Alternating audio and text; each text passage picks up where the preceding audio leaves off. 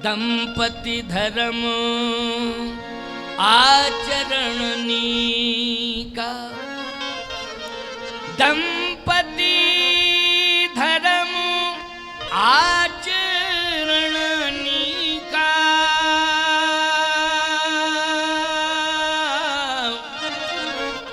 अजहु गावो श्रुति जिन करली का। याद रखना, श्रुति भगवती, श्रुति भगवती आज भी वर्णन करते चले आ रहे हैं महाराज मनु और शत्रुपा के चरित्र का। अगर हम महाराज मनु और मनु की संतान हैं तो हमारा कैसा चरित्र होना चाहिए पति पत्नी का, इस बात को सुनिए। मनु शत्रुपा जैसा। मनु शत्रुपा की विशेषता क्या है? महाराज मनु शत्रुपा की विशेषता यही है कि आज लोग प्रेम दोषे करते हैं। संतान और संपत्ति दोषे प्रेम ज्यादा रहता है। अगर संपत्ति नहीं है तो संपत्तिहीन भी व्यक्ति कहता है कि एक संतान जरूर हो जाए, पैसा हो चाहे ना हो, हम मजदूरी करके पालन पोषण करेंगे, चाहे जितना मेहनत करना पड़े हम मेहनत करेंगे, लेकिन उसका पालन पोषण करेंगे, एक संतान जरूर हो जाए। इसका मतलब है कि संपत्तिहीन व्यक्ति भी संतान के प्रति आकर्षित होता है। ज़्यादा नहीं, एक ही संतान हो जाए। अच्छा भैया, संतान हो जाती है तो फिर संतान को संपत्ति हम इतना मेहनत करके दे दें कि मानसिकता होती लोगों की कि संतान पड़ी पड़ी खावे। इतनी संपत्ति देंगे कि हमारी संतान पड़ी पड़ी खावे, ये सोच भी अच्छी नहीं है। पड़ा पड़ा तो किसी को भी नहीं खाना चाहिए। बोलो भाई, मैं एक बात कहता हूं कि चाहे जितने बड़े बुद्धिजीवी बन जाओ, लेकिन श्रमजीवी जरूर बनना। अगर आप बुद्धिजीवी बन गए और श्रम से आप दूर हो गए तो एक दिन रोग आपको प्रभावित कर देंगे। और यही कारण है कि बड़े बड़े बुद्धिजीवी जो श्रम नहीं करते हैं, रोग हावी हो गए हैं, बीमारियां उनको घेर रखी हैं। बुद्धिजीवी हो लेकिन श्रमजीवी बनो, श्रमजीवी हो तो बुद्धिजीवी बनो। बुद्धि और श्रम दोनों का समावेश होना चाहिए। आज किसान भाइयों से हम प्रसन्न हैं कि वो अपने बच्चों को अच्छी शिक्षा देने में लगे हैं कि हमारे बच्चे पढ़ें। बहुत बहुत स्वागत है। हम तो नहीं पढ़ पाए, लेकिन हमारी संतान पढ़े और हम पढ़ाएंगे। बच्चों को चाहिए कि माता पिता का अरमान रहता है कि हमारे बच्चे पढ़ लिख जाएं, और पढ़ लिख जाएंगे तो याद रखना, ये जरूरी नहीं है कि जॉब मिल जाए। अरे व्यापार भी आप कर सकते हो अपने विवेक से। अगर आपके पास विवेक है तो ऐसी बात नहीं कि आप व्यापार भी कर सकते हो। आपको बिना धन के व्यापार होता नहीं है। मैं एक बात कहता हूँ, धन का अगर अभाव है लेकिन बुद्धि आपके पास है तो हजारों व्यापारी आपके आगे पीछे फिरेंगे कि हमें ऐसे बुद्धिजीवी की जरूरत है। बोलो है कि नहीं? इसलिए आपकी शिक्षा व्यर्थ नहीं जा सकती है, इस पर मैं जोर दे रहा हूँ और बलपूर्वक कह रहा हूँ। बच्चों को पढ़ाना चाहिए, मन लगा के पढ़ाना चाहिए। भले ही तुम एक टाइम का ही भोजन करो, लेकिन बच्चों को शिक्षित बनाने में पूरी ताकत लगा दो।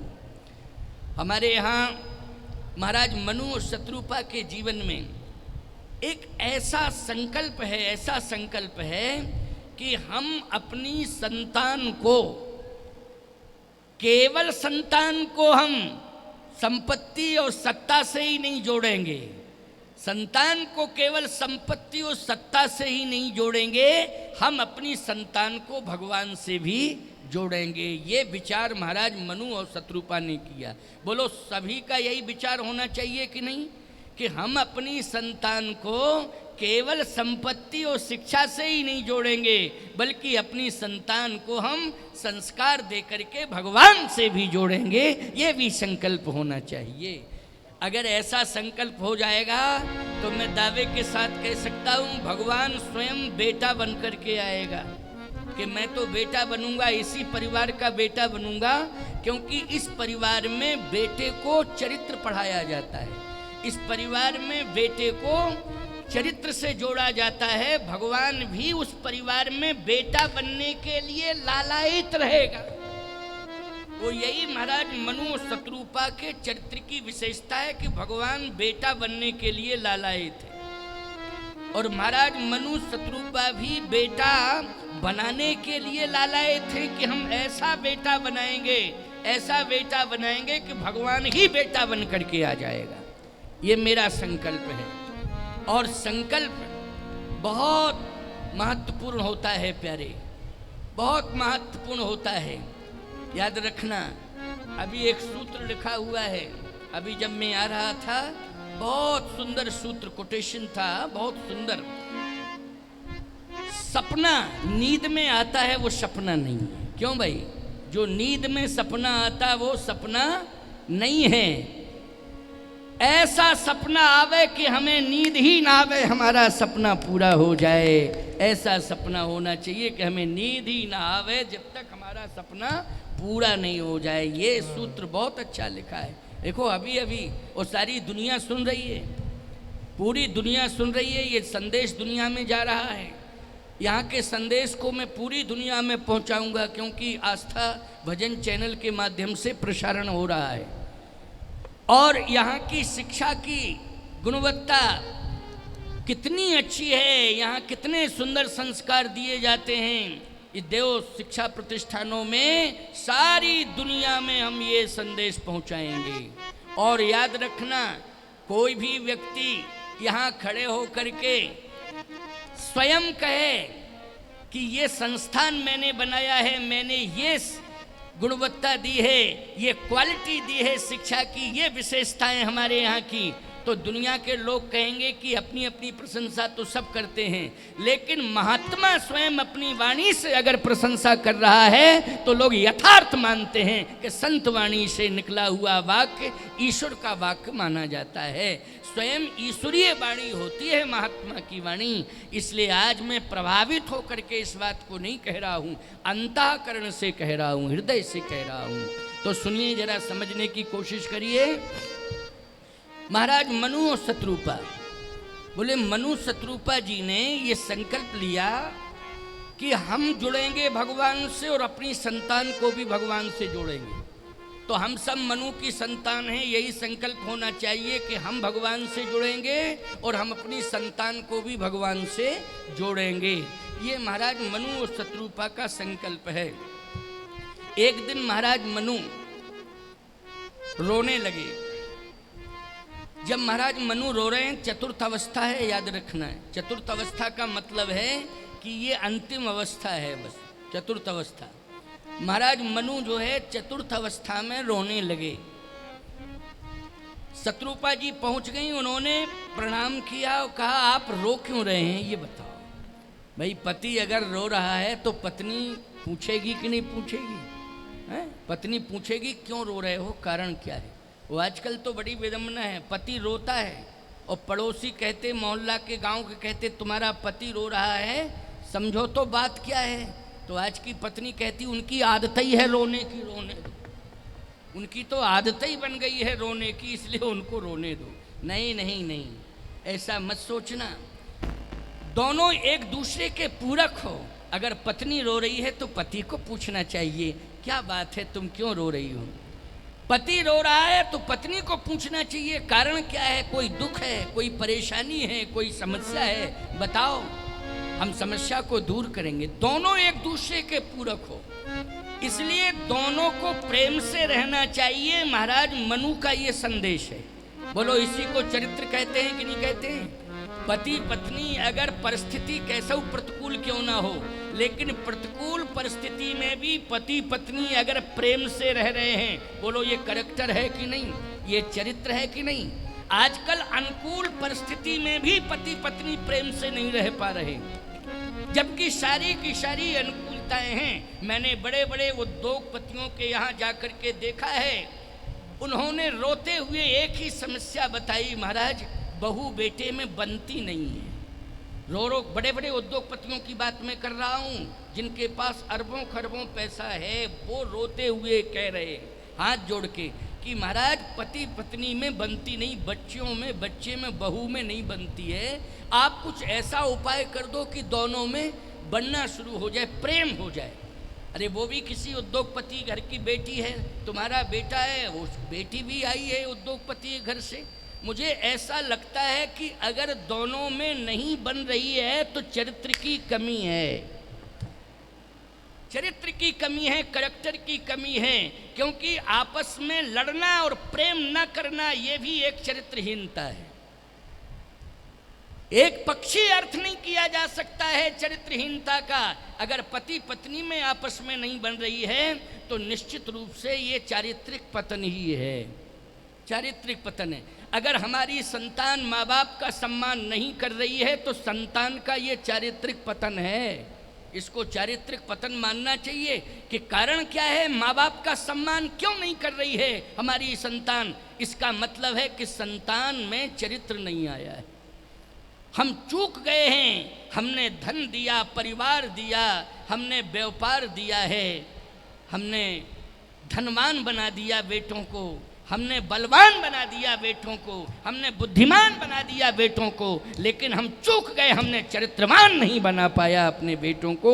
ये पश्चाताप रह जाता है कि चरित्रवान नहीं बना पाया। और सबसे बड़ी पूंजी चरित्र की होती है, इससे बड़ी पूंजी, चरित्र जैसी पूंजी कोई पूंजी ही नहीं है। मैं एक बात बताना चाहता हूँ, निर्धन व्यक्ति किससे डरता है? निर्धन व्यक्ति धनवान से डरता है।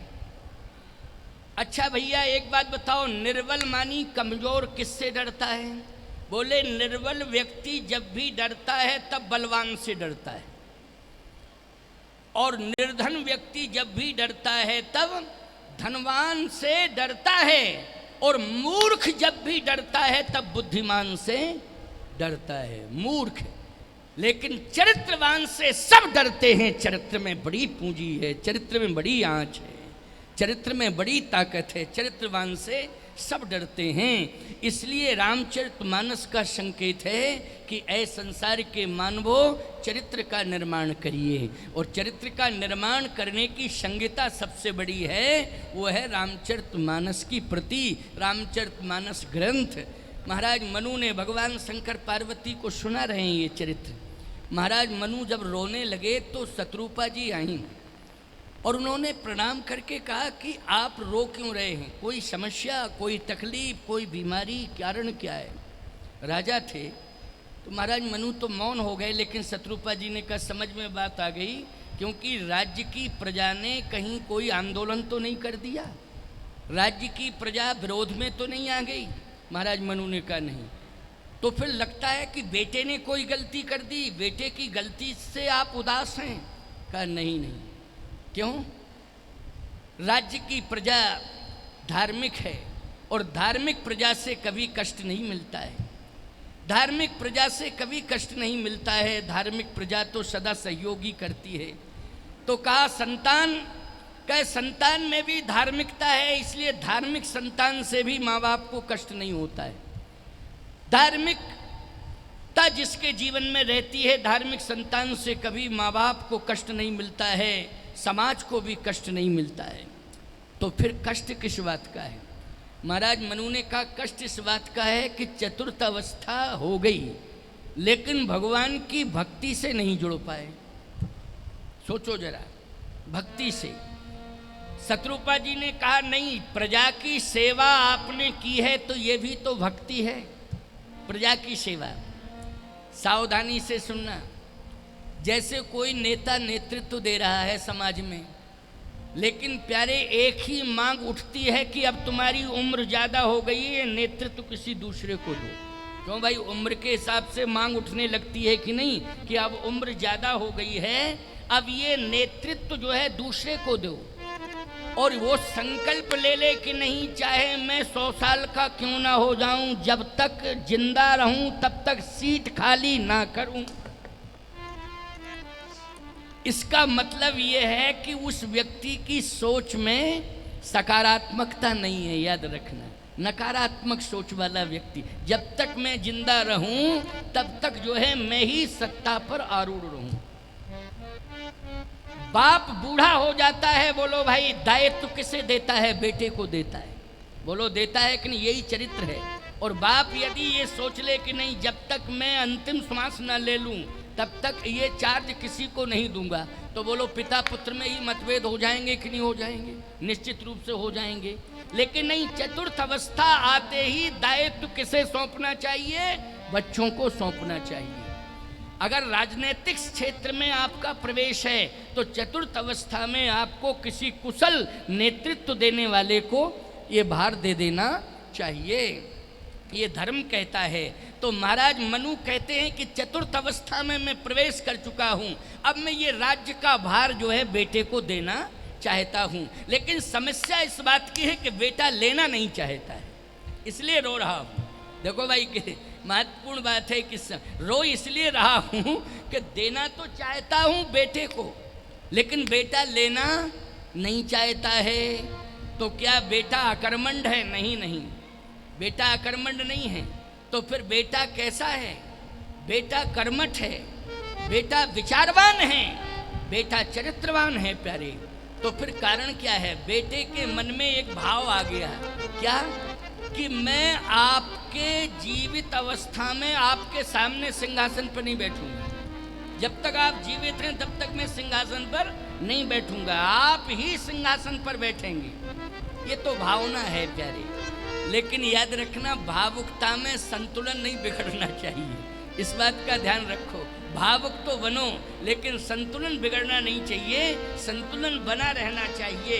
तो प्यारे, संतुलन कैसे बनेगा? अब विचार करना। शत्रुपा जी ने संतुलन बनाया। महाराज मनु को तो मना कर दिया है उत्तानपाद ने, लेकिन संतुलन बीच में किसने बनाया है? शत्रुपा जी ने। कैसे? बेटे को बुलाया, इधर आओ, इधर आओ। पिताजी की बात क्यों नहीं मान रहे हो? बोलो ये चरित्र है कि नहीं? माँ अपने बेटे को डांट रही है, कह रही है पिताजी की बात क्यों नहीं मान रहे हो?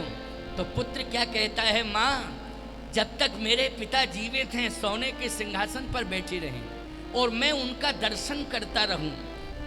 माँ ने कहा कि ठीक है, ये तुम्हारी भावुकता है, लेकिन संतुलित होना चाहिए भावुकता। नियम ये कहता है चौथे पन जाइए नृपकानन, चौथे पन में निवृत्त मार्गी हो जाना चाहिए, ये धर्म कहता है। तो तुम्हारी बात बाप माने कि धर्म की बात बाप माने? बाप का धर्म कहता है कि वो धर्म की बात माने। तुम पुत्र हो, लेकिन धर्म कहता है चतुर्थ अवस्था में निवृत्त मार्गी हो जाना चाहिए।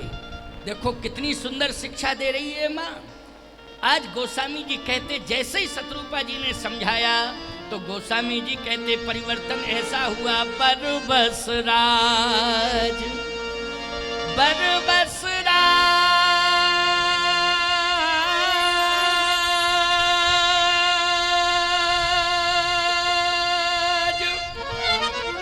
सुतहि नृप दीन्हा,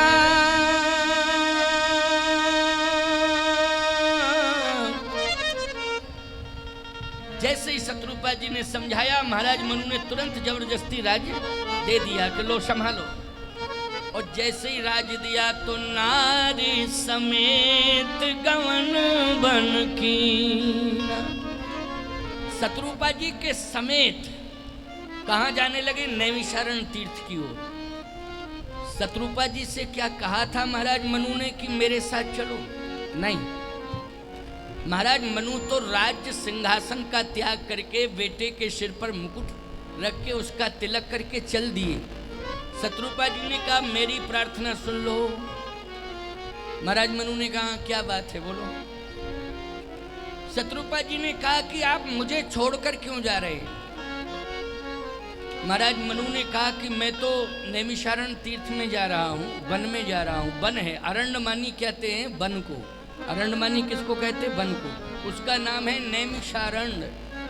वहाँ सबसे ज़्यादा एक तो वृक्षों में नीम ज़्यादा पाया जाता है, इसलिए पुराने रिकॉर्ड में उसका नाम है नीमसार। पुराने रिकॉर्ड में जो पुराने लोग बैठे हैं उसका नाम क्या है? नीमसार। लेकिन वस्तुतः वो है पौराणिक दृष्टि से नैमिषारण्य। क्या है? नैमिषारण्य।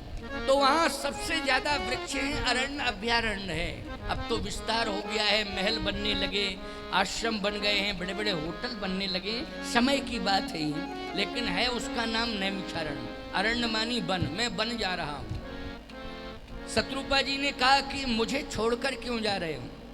महाराज मनु ने परीक्षा ली शत्रुपा जी की, क्या कि नहीं नहीं, मैं तुम्हें इसलिए छोड़ के जा रहा हूँ कि मैं तो जा ही रहा हूँ, लेकिन पुत्र का संरक्षण बना रहे, पुत्र पर संरक्षण और तुम्हारा संरक्षण।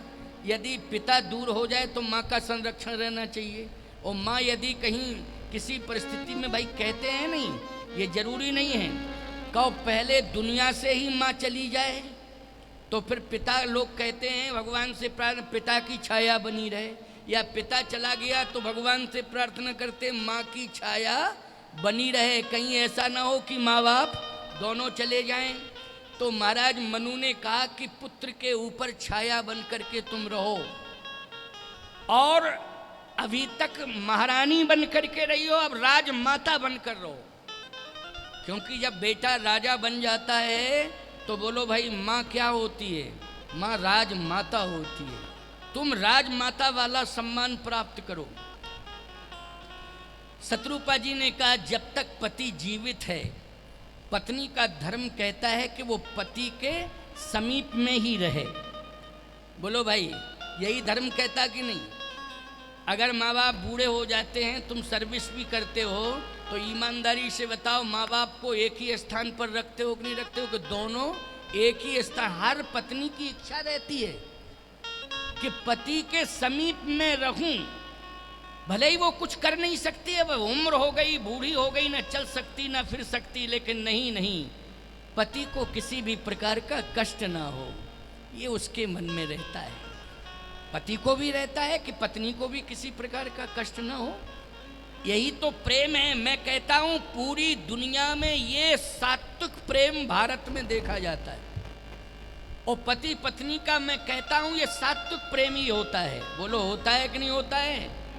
ये सात्विक प्रेम होता है प्यारे, क्योंकि देवताओं को साक्षी करके वर्ण किया जाता है, अग्नि को साक्षी करके वर्ण किया जाता है। जब देवता आज्ञा दे देते हैं तब वर्ण किया जाता है, जब अग्नि को साक्षी कर दिया जाता है तब वर्ण किया जाता है। मंडप के नीचे 33 कोट देवताओं का आवाहन किया जाता है तब वर्ण किया जाता है, और पूरे समाज के नाते रिश्तेदार सबको इकट्ठा किया जाता है, सबको साक्षी करके वर्ण किया जाता है। बोलो ये सात्विक मिलन है कि नहीं?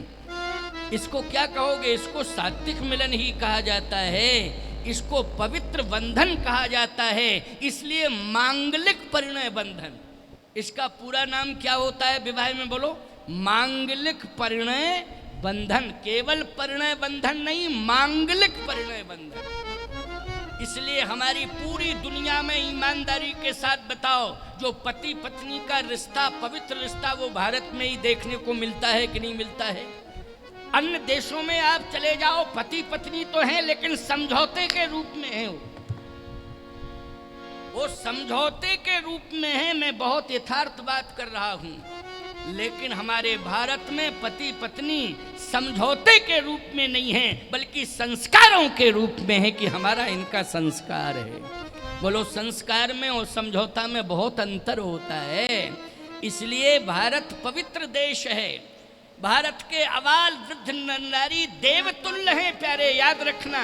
यदि पूरी दुनिया को स्वर्ग के देवताओं का दर्शन करना है तो स्वर्ग के देवताओं का नहीं, बैकुंठ के बैकुंठाधिपति का भी दर्शन करना है तो उसे भारत आना पड़ेगा, और किसी न किसी रूप में उन्हें देवता दर्शन दे देंगे, मनुष्यों में ही देवता दर्शन दे देंगे। आज भारत के संत को भगवान का स्वरूप मानते हो कि नहीं मानते हो? बोलो माता पिता को देवता मानते हो कि नहीं मानते हो? बूढ़े माँ बाप घर में हैं तो क्या मानते हो? बोलो देवता हैं, हमारे घर में देवता बैठे हुए हैं। यदि संत आ जाते हैं तो क्या मानते हो? भगवान आ गए हैं हमारे यहाँ। बोलो ये भाव कहीं अन्य देशों में है? अन्य किसी देश में नहीं, पूरी दुनिया में केवल एक भारत में है। इसलिए क्यों? संस्कार की प्रधानता है, चरित्र की प्रधानता है। चरित्रवान भारत जैसा कोई देश नहीं है। भारत जैसा चरित्रवान देश, हम सबको गौरवान्वित होना चाहिए और गौरव महसूस करना चाहिए कि हमारा जन्म पूरी दुनिया में अगर हुआ है तो भारत की भूमि पर हुआ है। हम जैसा सौभाग्यशाली दुनिया में कोई नहीं है। और आप तो इतने धन्य हो और धन्यवाद के पात्र हो कि ब्रजभूमि में आप लोगों का जन्म हुआ है। बोलो ये ब्रजभूमि है कि नहीं? ये ब्रजभूमि में आपका जन्म हुआ है। प्यारे, आप बहुत भाग्यवान हो, बहुत भाग्यवान हो। उनसे पूछो जो लोग रात दिन जिंदगी मौत की लड़ाई लड़ रहे हैं, सीमा पर गांव बसे हैं, जो सीमा पर गांव हैं उनमें जो पैदा हो गए, ईमानदारी से बताओ, जिंदगी रात दिन जिंदगी मौत की लड़ाई लड़ रहे हैं कि नहीं लड़ रहे हैं? कब बमबारी हो जाए, कब गोला छूट जाए, कब गांव को खाली कराया जा सके, खाली करा दिया जाता है युद्ध के टाइम पर। और आप अपना घर खाली करें तो कितना कष्ट होता है। लेकिन आपको भगवान ने ऐसी जगह पर जन्म दिया भारत में भी कि जहां पर आप चारों तरफ से सुरक्षित हैं। ये भगवान की बहुत बड़ी कृपा है। अच्छा काम करने से, मैं एक बात कहता हूं, अच्छा काम करते रहना। अभी तो ब्रज क्षेत्र में जन्म हुआ है, अगला जन्म तो वृंदावन में ही होगा। अब बोलो भाई, वृंदावन गोवर्धन में ही होगा, चिंता मत करना। और मैं तो एक बात कहता हूं कि अगर वृंदावन में होगा, मथुरा में होगा, तो तुम्हारा सौभाग्य होगा कि तुम्हारे घर में पुत्र के रूप में भगवान कृष्ण का जन्म होगा। मेरी तो यही मंगल कामना है कि भगवान कृष्ण का जन्म हो, क्योंकि पुत्र अगर संस्कारी हुआ है तो वह भगवान बराबर ही है। बोलो है कि नहीं? अगर पुत्र आज्ञाकारी है तो निश्चित उसमें ईश्वरीय गुण हैं प्यारे। पुत्र अगर संस्कारी है तो निश्चित रूप से वो राम कृष्ण के बराबर ही होता है। इसलिए राम कृष्ण जैसी संतान हो, राम कृष्ण जैसी संतान हो तो राम कृष्ण के बराबर ही है।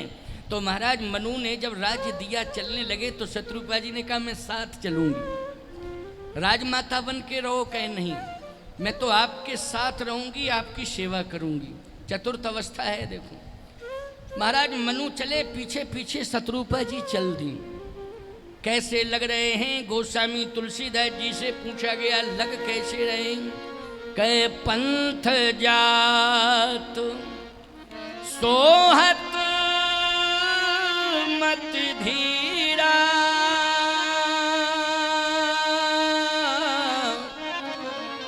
ज्ञान भक्ति जनु धरे शरीरा। जैसे ज्ञान और भक्ति दोनों जा रहे हो, सुंदर बहुत लग रहे हैं। अच्छा बोलो भैया, बुढ़ापे में अपना चेहरा देखना तुम जरा तो, और पुराना फोटो एक हाथ में, पुराना फोटो लेना, आज से 40 साल पुराना फोटो लेना, और फिर शीशा लेना एक हाथ में, और फोटो देखना और अपना चेहरा देखना। अच्छा बोलो, बुढ़ापे में सारे अंग प्रत्यंग बदल जाते हैं कि नहीं बदल जाते हैं? तुम खुद नहीं, हम ऐसे थे अब ऐसे हो गए, ऐसे थे ऐसे हो गए। अरे वो तो हो ही जाता है उम्र ढलने से। लेकिन सबसे बड़ी बात यह है कि चतुर्थ अवस्था में भी सुंदर लगो। बाही सुंदरता भले ही चली जाए, लेकिन चतुर्थ अवस्था में महाराज मनु शत्रुपा सुंदर लग रहे हैं। तो उम्र से सुंदर नहीं लग रहे हैं, वस्त्र से सुंदर नहीं लग रहे हैं, स्वर्ण आभूषण पहने शत्रुपा इसलिए सुंदर नहीं लग रही हैं। फिर क्यों सुंदर लग रही हैं? क्योंकि चौथे पन जाइए नृपकानन, चतुर्थ अवस्था में तीर्थ की ओर जा रहे हैं, निवृत्त मार्गी बन करके तीर्थ की ओर जा रहे हैं, इसलिए दोनों सुंदर लग रहे हैं। शास्त्र कहता है आज ये दोनों सुंदर लग रहे हैं। तीर्थ में जाना आज तो मुश्किल की बात है, 2-4 दिन के लिए आप जा सकते हो, 10, 5, 15 दिन के लिए जा सकते हो।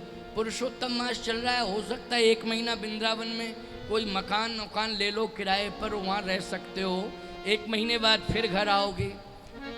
लेकिन प्यारे तीर्थ में आज परमानेंट रहना मुश्किल की बात है, लेकिन घर में रहना सरल है।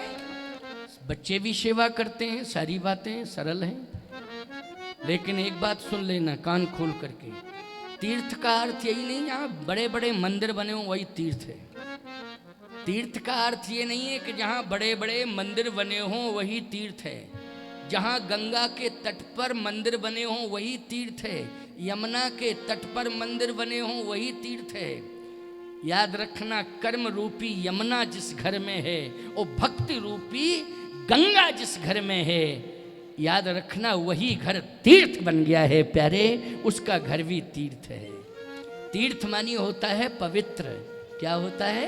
पवित्र। इसलिए पवित्र विचारधारा अगर आपके घर के अंदर है तो आपका घर क्या है? तीर्थ है। कृष्ण की, राम की भक्ति यदि आपके घर में है तो बोलो अयोध्या और वृंदावन है कि नहीं आपका घर? राम कृष्ण की भक्ति आपके घर के अंदर है तो आपका घर अयोध्या है, आपका घर वृंदावन है। और यदि कर्म रूपी यमुना, जहाँ कर्म की प्रधानता हो, याद रखना वही यमुना है, और जहाँ पर भक्ति की प्रधानता हो वही गंगा है। इसलिए गंगा और यमुना का पावन तट कर्म और भक्ति के कारण हैं। इसलिए घर घर में हमारे भक्ति रहनी चाहिए, घर घर में कर्म करने की परंपरा होनी चाहिए, और घर घर में परस्पर प्रीति होना चाहिए। मैं एक बात कहता हूँ, प्रेम के धरातल पर पूरा परिवार खड़ा हो। धरती तो सबको मिलती है लेकिन प्रेम की धरती सबको नहीं मिलती। क्यों भाई? धरती तो सबको मिल रही है। जो आतंकवादी हैं वो भी धरती पर रह रहे हैं ना। आतंकवादी कहाँ रहता है? धरती पर ही रहता है, आकाश में नहीं रहता है।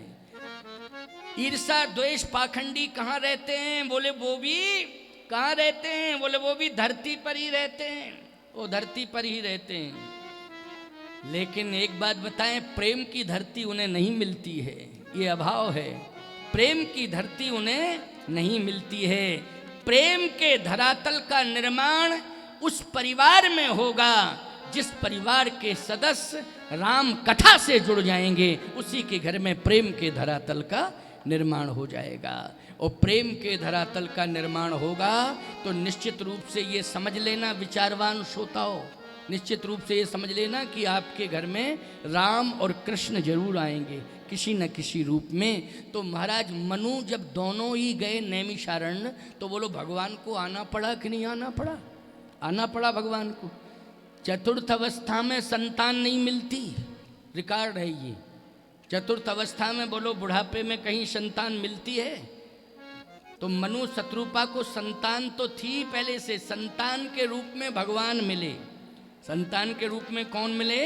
भगवान मिले हैं। इसलिए हम सबको महाराज मनु और शत्रुपा की तरह पवित्र विचारधारा वाला होना चाहिए, और निवृत्त बुढ़ापे में निवृत्त मार्गी बन जाना चाहिए, और संतान को सुंदर संस्कार देकर दायित्व सौंप देना चाहिए। अगर ये परंपरा आएगी तो भगवान जरूर आएंगे।